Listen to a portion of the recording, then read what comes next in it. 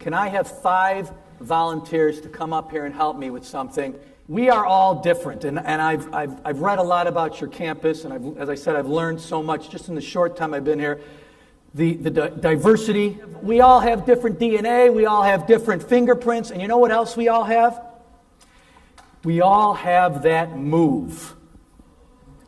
You know the move I'm talking about? I'm talking about when you come home to your dorm room or your apartment and nobody's home, your roommates aren't there, no one's even on the floor, and that song comes on. You know the song I'm talking about?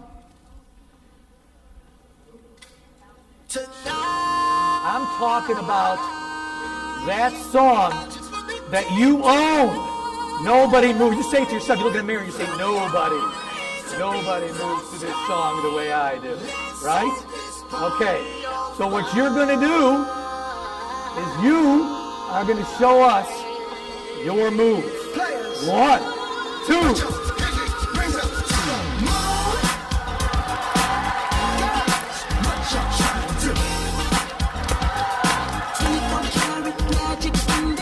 What I was going to say is I was going to impersonate every single one. Strike one. I'm not doing that.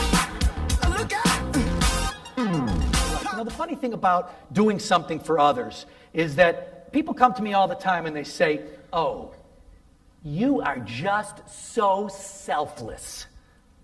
And that couldn't be any farther from the truth. I am the most selfish person that you have ever met. Because when I went into that class, I was very upfront. I pulled no punches. I said, I am here for one reason and one reason only.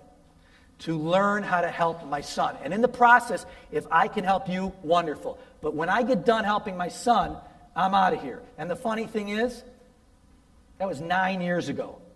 I'm attached to these people. These people are tattoos on me. These people are part of my life. I don't know what my life would be without them. And I'd like to believe they feel the same way. Take a guess. How many adults in the United States can't read? Okay, has anyone in this room been to Florida? What part of Florida? So, Disney World, right? And Miami's so beautiful. My parents used to have a house there. I used to go there every year. It is so lovely. Do you know how many people live in the state of Florida? I'm not talking about Miami or Orlando. I'm talking about the entire state of Florida.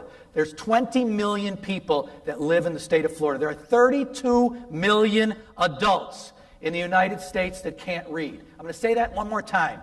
32 million adults that cannot read. That's more than live in the state of Florida. The problem is that when you hear 32 million, you say to yourself, the same way I would, well, what can I do?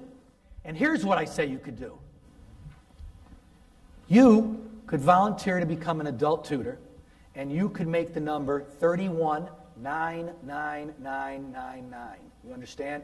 And she's going to see, you know when someone's eating an ice cream cone and, oh my God, it looks like they're just in heaven, right? And you want some of that. Well, you're going to see just how happy she is for changing someone's life that you're going to want someone. And then it's 998 and 997 and 996. You understand? That's how you do it. One person at a time. They just want what we all deserve. Dignity. That's it. That's all they want. And doesn't everyone in this room deserve to have dignity? To be able to read a magazine, to read your prescription bottle, to take your kid to a library and do his second grade homework. That's all they're looking for. They just want to have a voice, and they just want to be heard. When I was speaking at a church a couple years ago, someone taught me a saying that you don't have to be Christian to act Christ-like. Who was Christ? Without getting real deep or anything, wasn't he just some guy that was going around trying to give people hope, to spread love? Isn't that what he was doing? Okay, so if we do that to each other, wouldn't the world be a better place for us to live? I only have an hour, only 60 minutes in it. Forced upon me, can't refuse it, didn't seek it, didn't choose it, but it's up to me to use it, give account if I abuse it, just a tiny little hour, but eternity is in it. Think about what that means. That means that you could change the course of someone's life, a stranger's life, in just 1 hour a week. We don't have time for each other anymore. And I am not here to preach. I'm here to just tell you what I've discovered about myself. So if I know how to play 5 instruments and you know how to play 6, what's your job?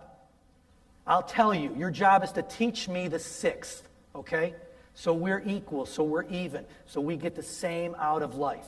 I was told that these women didn't know how to read because no one investigated the fact that many of them had graduated from college. Most of them had graduated from high school. They were eloquent. They were mothers and sisters and daughters and aunts, and they were presumed because they wore Department of Corrections on their back that they couldn't read. And I was as embarrassed almost that day as I was in that closet with my son. And I started gathering my belongings up, and I started walking out. And all of a sudden, someone stopped me and said, wait. I got this uncle. And every time we go to a restaurant together, they pass out the menus. And he holds it for a little bit, and then he says, I'll have what she's having. Anybody could change the course of another's life. And the truth is, it's our duty. It's our job. And I know it's difficult right now. God knows you are in school, freshmen, sophomores. You're just trying to figure yourself out. You want to get out of school. You want to get a job, right? You want to get your own apartment. You want to buy a car. You don't have time for this. And I'm telling you, it's never too late to learn because I just figured this out. I just figured this out as a 45-year-old man, that my job is not to be a lawyer. My job is when my kids think of me and they Google me, they don't see lawyer. They see someone who helps people learn to read. Love is patient. Love is kind, love is patient, love is kind. When you are teaching someone anything, I don't care what it is, whether it's to read or to cook or to draw, if you do it with kindness and patience, that equals what? Love.